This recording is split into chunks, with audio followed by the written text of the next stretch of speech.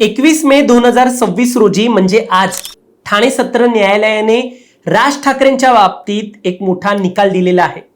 2008 सालच्या रेल्वे भरती आंदोलन प्रकरणात मनसे प्रमुख राज ठाकरे यांची निर्दोष मुक्तता त्यांनी केली असून तब्बल 18 वर्षांनंतर हा खटला निकालात आणलेला आहे।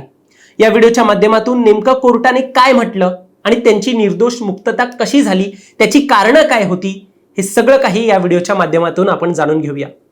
दरम्यान तुम्ही चॅनलवर नवीन आलाय तर लगेच सबस्क्राइब करा प्राइम टाइम महाराष्ट्राला, कारण असे महत्त्वपूर्ण घडामोडी आम्ही नेहमी तुमच्यासाठी घेऊन येत असतो। माझं नाव ओमकार साळवी आणि या विषयाला आपण सुरुवातीपासून सुरू करूया। तर मंडळी, 2008 सालात ऑल इंडिया रेल्वे भरती परीक्षा होती। महाराष्ट्रात विशेषतः कल्याण परिसरात उत्तर भारतीय उमेदवार मोठ्या संख्येने या परीक्षेसाठी आले होते। त्यावेळी मनसेकडून रेल्वे भरती आंदोलन चालवण्यात येत होतं। राज ठाकरे यांनी मराठी तरुणांच्या नोकऱ्या परप्रांतीयांनी हिरावल्या असल्याचं सांगत या मुद्द्याला घेऊन जोरदार भाषणे केली असल्याचा एक आरोप त्यांच्यावर करण्यात आला होता। या आंदोलनाच्या पार्श्वभूमीवर कल्याण रेल्वे स्थानकावर उत्तर भारतीय उमेदवारांवरती हल्ला देखील झाला होता। या प्रकरणानंतर मनसे कार्यकर्त्यांनी मारहाण केल्याचा आणि रेल्वेच्या मालमत्तेचे मोठे नुकसान केल्याचा एक आरोप झाला। नंतर या प्रकरणाची दखल घेत राज ठाकरे यांच्यासह एकूण 8 जणांवर गुन्हा दाखल करण्यात आला।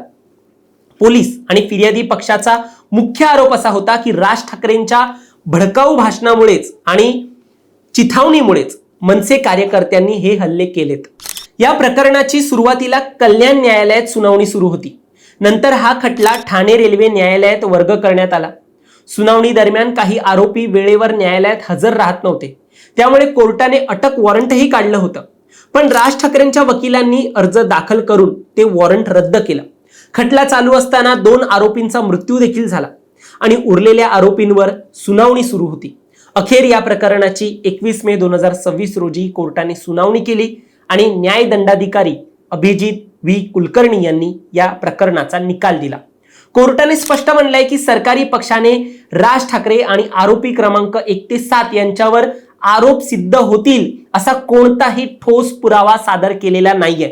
विशेषतः या सगळ्यात कोणते महत्त्वाचे मुद्दे सांगितले असतील तर त्यात आरोपी घटनास्थळी प्रत्यक्ष हजर होते याचा कोणताच पुरावा सरकारी पक्षाला सादर करता आलेला नाहीये असं म्हणण्यात आलेलं आहे। परत मारहाण झालेले उमेदवार हे परप्रांतीय होते आणि मारहाण करणारे मनसेचेच कार्यकर्ते होते हे देखील सिद्ध करता आलं नाही।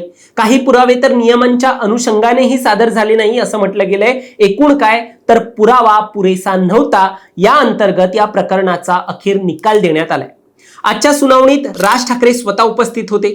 त्यांनी न्यायालयात सांगितलं की या गुन्ह्याशी माझा काहीही संबंध नाहीये, आंदोलनावेळी मी तर नाशिकला होतो। निकाल लागल्यानंतर राज ठाकरेंनी स्मितहास्य केलं आणि न्यायालयातून बाहेर येताना ते म्हणाले, अस्वलाच्या अंगावरचा एक केस कमी। मनसेचे नेते अविनाश जाधव यांनी माध्यमांना सांगितलं की सगळीकडे तरुणांनी आंदोलनं केली होती, त्याचा संबंध फक्त राज ठाकरेंशी जोडला गेला। तत्कालीन सरकारने राज ठाकरेंना अडकवण्याचा प्रयत्न केला होता। आता 18 वर्ष चाललेला हा खटला आज अखेर निकालात आलाय। राज ठाकरेंना मोठा दिलासा मिळाला असून मनसेमध्ये जल्लोषाचे वातावरण आहे। मात्र तुम्हाला काय वाटतं या प्रकरणाबद्दल? तुमचं मत देखील आम्हाला कमेंटमध्ये सांगा आणि असेच राजकीय घडामोडी पाहण्यासाठी सबस्क्राइब करा प्राइम टाइम महाराष्ट्राला।